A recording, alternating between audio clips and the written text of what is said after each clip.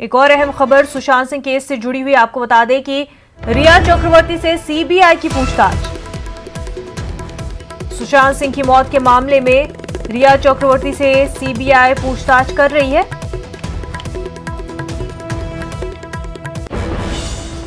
कई अहम सवाल रिया से पूछे जा रहे हैं, साथ ही कि क्या उन्होंने सुशांत के स्टाफ को निकाला था। इस तरह के कई सवालात रिया से पूछे जा रहे हैं। पूछताछ सीबीआई रिया से लगातार कर रही है।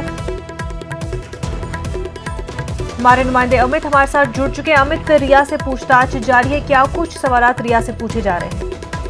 देखिए, अभी उनके जो दवाइयां हैं, जो डिप्रेशन की थ्योरी थी, उसको लेकर सवाल पूछे गए तो रिया ने ये बताया कि सुशांत को डिप्रेशन था, पैनिक अटैक आते थे।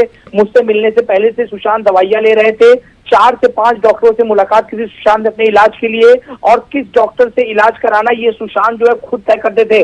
उससे पहले हमने देखा कि स्टाफ को निकालने को लेकर जो है पूछताछ हुई, तो इस पर भी रिया ने जवाब दिया कि उन्होंने ना किसी को अपॉइंट किया, ना किसी को निकाला। सुशांत किसी स्टाफ को पहले से नहीं जानती थी। सुशांत ने सारे स्टाफ को उनसे मिलवाया था।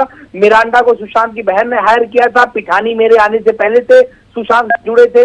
सुशांत पहले से सिद्धार्थ को जानते थे।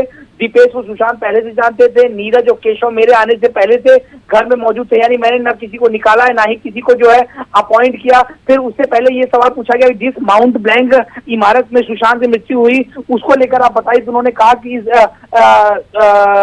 ये जो घर है वो रेंट पे दिसंबर 2019 में लिया गया था।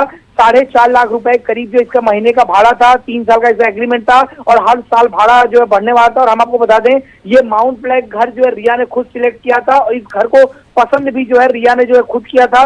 और मैं आपको बताऊं कि अभी तक की पूछताछ में जो है कुछ मैसेजेस जो है सीबीआई को जो है रिया ने दिखाए थे।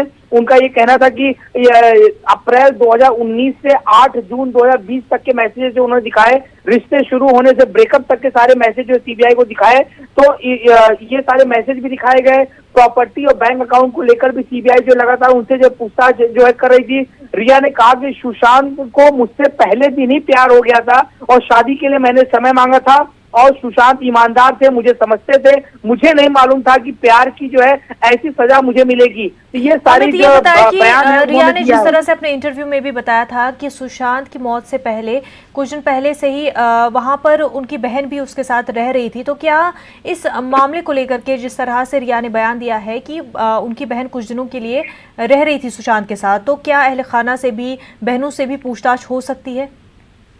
देखिए, आने वाले दिनों में हो सकती है, लेकिन सबसे बड़ी बात है कि जो एफआईआर में नंबर 1 आरोपी है रिया, उसको आज बुलाएगा। उसने ये भी कहा कि 8 जून से 14 जून के बीच क्या हुआ मुझे नहीं पता था, और सुशांत के पैसे हड़पने का जो आरोप लगा है वो भी गलत है। और 8 जून से 14 जून के बीच उनकी बहन मीतू साथ में थी, तो उनको पता होगा कि आखिरकार क्या कुछ जो है उस घर में जो है हुआ था। 9 जून को मैंने जो है नंबर जो है सुशांत का जो है ब्लॉक कर दिया था।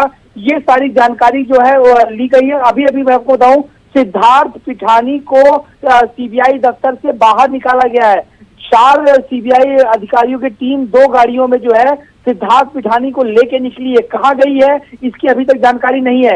यानी सुशांत से रिया के रिश्तों को लेकर, उनकी दवाइयों को लेकर, उनके स्टाफ बदलने को लेकर, उनके घर के एग्रीमेंट को लेकर जो है अभी तक पूछताछ हुई है। जी बिल्कुल, अमित बेहद शुक्रिया तमाम तफसीलात के लिए।